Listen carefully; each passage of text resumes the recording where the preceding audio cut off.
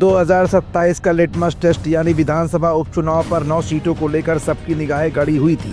कहीं न कहीं समाजवादी पार्टी ने 2 सीटें हासिल कर अपने गढ़ को तो बचा लिया, लेकिन भाजपा की ठोस रणनीति के आगे महज 2 सीटों पर ही सिमट कर रह गई। वहीं भारतीय जनता पार्टी अपने सहयोगी दलों के सपोर्ट से 7 सीटों के साथ अब 2027 के विधानसभा चुनाव की तैयारियों में पूरी तरह से लग गई है। बूथ स्तर से लेकर जिला अध्यक्षों तक के चुनाव में भाजपा की यही रणनीति अब दिखने भी लगी है। लेकिन अब उत्तर प्रदेश सरकार में ऐसा क्या होने जा रहा है जो उन मंत्रियों के गले की फांस बन सकता है जिनके प्रभार के दौरान उस जिले में वोटों की संख्या कम हुई, या फिर ऐसे कौन से मंत्री हैं जो प्रभारी रहते हुए अपने क्षेत्र में अपना दबदबा कायम करने में कामयाब हुए और वोटों की संख्या में तगड़ा इजाफा हुआ। आखिर किसको मिलेगी रेवड़ी और किसके कतरे जाएंगे पर, ये कुछ ऐसे सवाल हैं जिनका जवाब आज की अपनी इस रिपोर्ट में हम आपको दिखाएंगे भी और बताएंगे भी।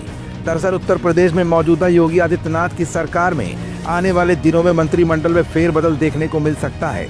2024 लोकसभा चुनाव खत्म होने के बाद और पिछले दिनों हुए उपचुनाव में मिली बड़ी कामयाबी की और जीत के बाद अब भाजपा 2027 की तैयारियों में जुट गई है।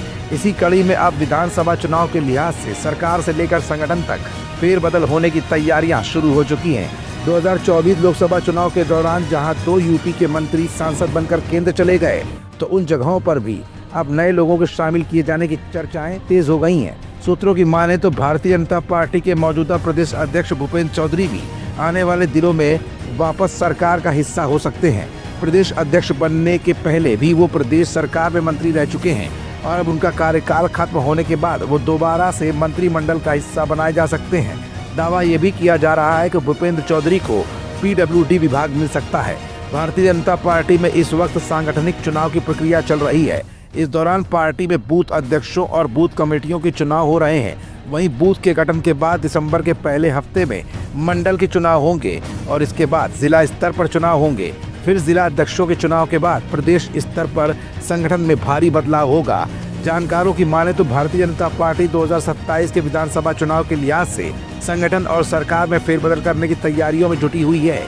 इस समय संगठन में तो चुनाव करके नए लोगों को जिम्मेदारियां दी जा रही हैं, वहीं सरकार में भी कुछ नए चेहरे शामिल करने को लेकर चर्चा तेज हो चली है।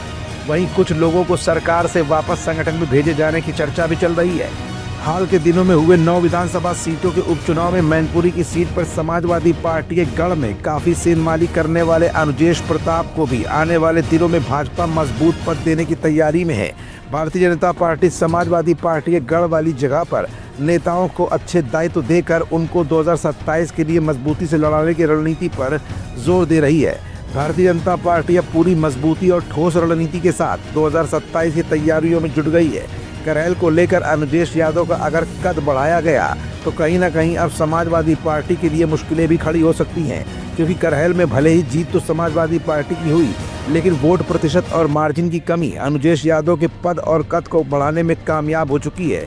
और कहीं अगर अनुजेश यादव का कद और पद दोनों ही बढ़ाया गया तो निश्चित तौर पर करहल की सीट 2027 में खतरे में आ सकती है, जो समाजवादी पार्टी के लिए अभी से ही एक बहुत बड़े खतरे का अलार्म है।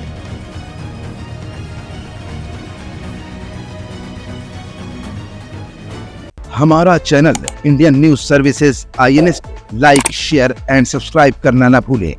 बेल आइकन पर बटन दबाएं और देखें लेटेस्ट खबरें INS पर।